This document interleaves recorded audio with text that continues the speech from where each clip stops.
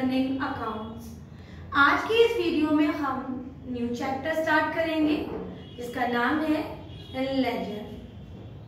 Last video में बच्चों हमने जनरल खत्म करा था, लेकिन जनरल में अभी एक और कॉन्सेप्ट रह गया है जिसका नाम है GST. How to apply GST in the basic some entries of journal. ये मैं अलग से पढ़ाऊंगी। When after the ledger and the cash book I complete, I will individually take the chapter GST, जिस तरह से आपकी बुक्स में भी अवेलेबल है 2020 की, तो अकॉर्डिंग टू दैट मैं उसको पढ़ाऊंगी। जीएसटी लास्ट ईयर तक तो बेटा हमारे जनरल और लेजर और बेसिकली सभी चैप्टर्स में आइडेंटिफाइड थी, लेकिन according to the new course separate transactions दी हुई है एंड सेपरेट कॉन्सेप्ट बुक में दिया है ऑफ जीएसटी। तो जीएसटी कॉन्सेप्ट भी मैं लूंगी। ऐसा नहीं है कि आपको जीएसटी नहीं पढ़ाऊंगी, जीएसटी की वीडियोस भी मैं आपको जरूर पोस्ट करूंगी, but after the cash book study, right. आज हम जो चैप्टर स्टार्ट कर रहे हैं that is the ledger posting.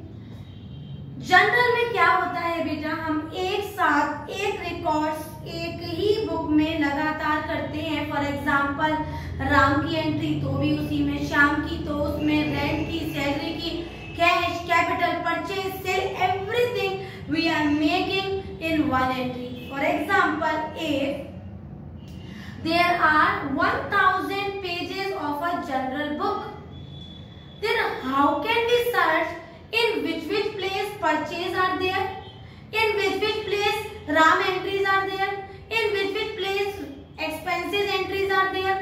तो इस प्रॉब्लम को सॉल्व करने के लिए हम लोग अपना नेक्स्ट स्टेप करते हैं जिसको कहते हैं लेजर पोस्टिंग। लेजर पोस्टिंग में क्या होता है, द जनरल में आने वाले वो सारे अकाउंट को हम सेपरेटली क्लासिफाई कर देते हैं ताकि वो इजीली अंडरस्टैंडेबल हो जाए और इजीली हम उससे डिसीजन मेक कर सके about the position and the further accounts of the accountancy process. तो लेजर का मतलब होता है अपने जनरल में बने हुए या आई हुई सारी एंट्रीज को अलग अलग क्लासिफाई करना, उनके सेपरेट अकाउंट्स बनाना और सिंप्लीफाई करना कि हर अकाउंट का बेसिक बैलेंस, करंट बैलेंस क्या है।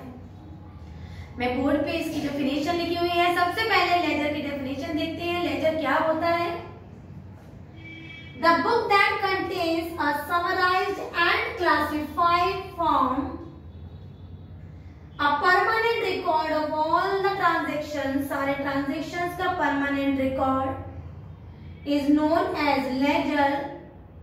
ledger को हम principal book या फिर book of final entry भी कहते हैं। तो ये definition मैंने दे रखी है, इसको लर्न करेंगे और साथ में जो इनके अलग अलग वर्ड्स, इसके अदर नेम्स भी हैं, उसको भी हम जरूर लर्न करेंगे। Now after learning the meaning of the ledger, let's see how many features are there of ledger। इसके क्या फीचर्स होते हैं? तो पहला फीचर होता है master record of all the accounts of business. General में जितनी भी पोस्टिंग करते हैं उनका एक जगह पर सारा इकट्ठा करके उसका मास्टर अकाउंट बनाना, this is the working of feature of ledger. Prepare from journal, journal से ही हम लेजर बनाते हैं और वो बना के मैं आपको दिखाऊंगी भी, सिखाऊंगी भी। और लेजर की पोस्टिंग से बच्चों हम आगे के अकाउंट बनाते हैं जैसे ट्रायल बैलेंस और उसके बाद के फर्दर अकाउंट जैसे trading and P&L account and the further balance sheet. And it shows the current balance of all the accounts. मैंने अभी बताया था कि हम सेपरेट सभी अकाउंटों को सेपरेट दिखाते हैं, इसलिए ये करंट बैलेंस दिखाता है हर अकाउंट का क्या करंट बैलेंस है। मैं एक बात आपको आगे बढ़ने से पहले बता देती हूँ, जब हम लेजर में अकाउंट बनाएंगे और अभी हम सीखेंगे तो बच्चों जिस अकाउंट को हम बना रहे हैं उसका नाम कभी भी उस अकाउंट में नहीं आएगा। फॉर एग्जाम्पल अगर मैं कैश अकाउंट बना रही हूँ या परचेज अकाउंट बना रही हूँ या सेल अकाउंट बना रही हूँ तो वो नाम कभी भी अपने अकाउंट में नहीं आता। तो जिसका अकाउंट होता है वो नाम कभी भी उस अकाउंट में नजर नहीं आएगा, ये बात हमेशा याद रखिएगा। आगे बढ़ जाते हैं। The next is format of laser.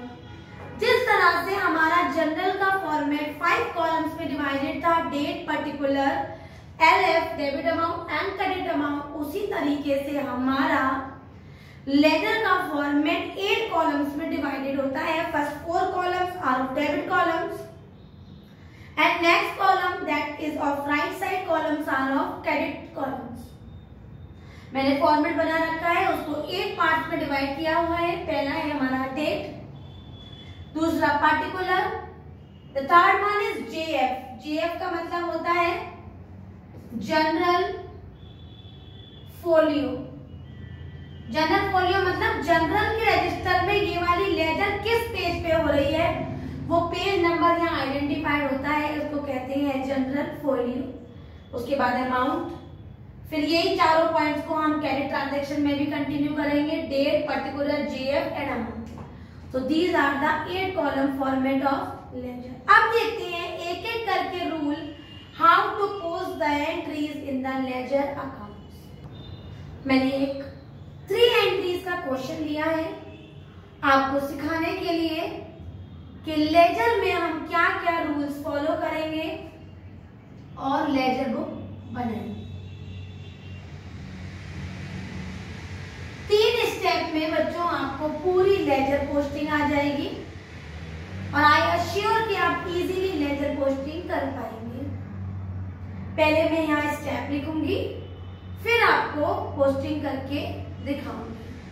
तो सबसे पहला स्टेप जो हमें याद रखना है लेजर पोस्टिंग के लिए, वो होता है बेटा right the amount on the same side.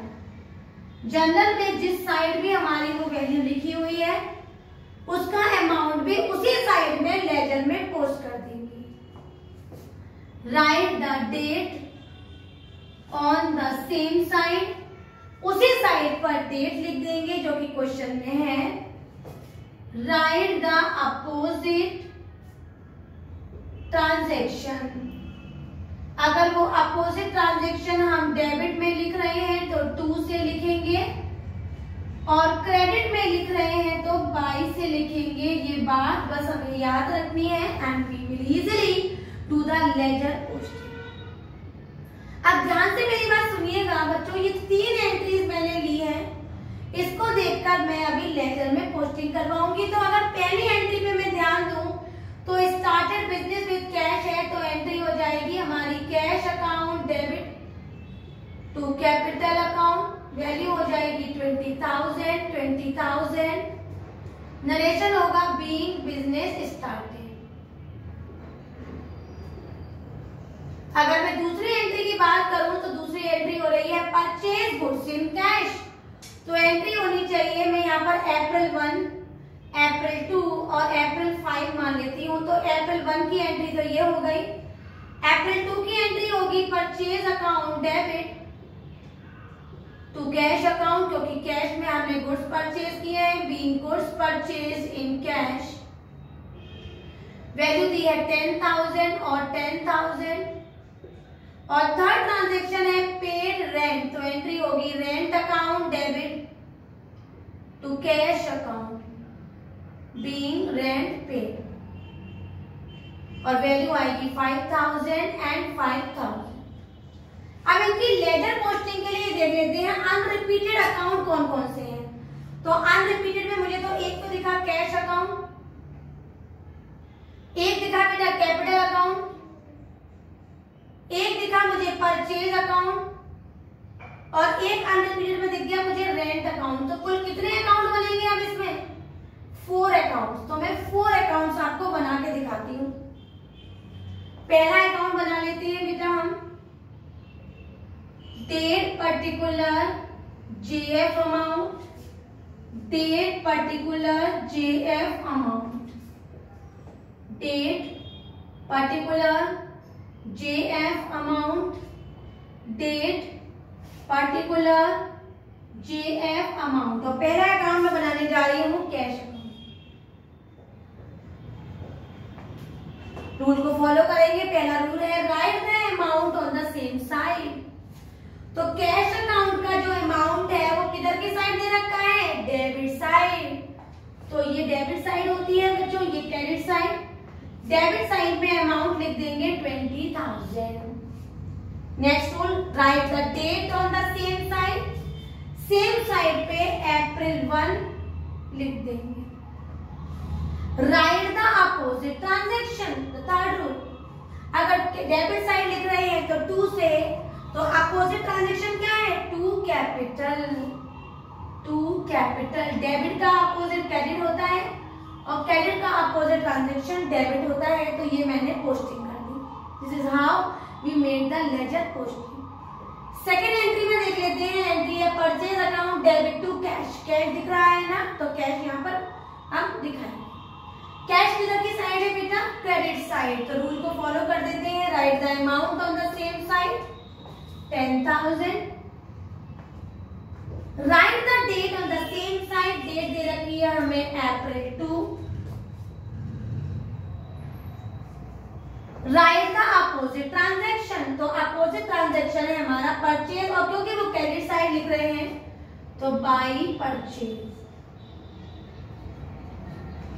Third question देख लेते हैं। Rent account debit to cash. Cash किधर की साइड है बेटा, credit side. Right the amount on the same side.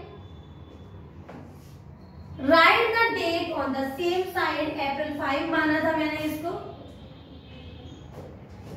Right the opposite transaction. Debit में पुट कर रहे हैं हम, सॉरी क्रेडिट में पुट कर रहे हैं, तो किससे शुरू होगी, बाई से। तो बाई रेंट। इसके अलावा में और कोई भी ट्रांजैक्शन नहीं है। इनका बैलेंस करेंगे। बैलेंस ध्यान से देखिएगा। जिधर का हाईएस्ट बैलेंस होता है वो अमाउंट दोनों साइड लिख देते हैं 20, और ये भी आ जाएगा 20, क्योंकि यहाँ 20 ज्यादा है और ये 15 कम, तो ज्यादा वाली वैल्यू दोनों साइड लिख देते हैं। और जिधर से हमें बैलेंस करनी होती है by balance BD CD, sorry carry down. ये वैल्यू हम कैरी करके ले जाएंगे और ये बन गई हमारी ledger posting. This is how we prepare the cash account. अब दूसरा अकाउंट बना लेते हैं जिसे हम कहेंगे कैपिटल अकाउंट। इसी में बना के दिखा देती हूं मैं आपको कैपिटल अकाउंट भी। कैपिटल अकाउंट अगर मैं एंट्रीज पे ध्यान दूं बेटा तो केवल एक ही कैपिटल की एंट्री हो रखी है और वो है हमारी cash account debit to capital. तो टू कैपिटल मुझे क्रेडिट साइड दिख रहा है, तो write the amount on the same side. Right the date on the same side.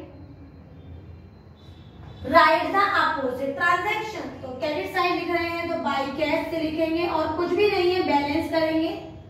ज्यादा वाली वैल्यू है दोनों साइड लिख देंगे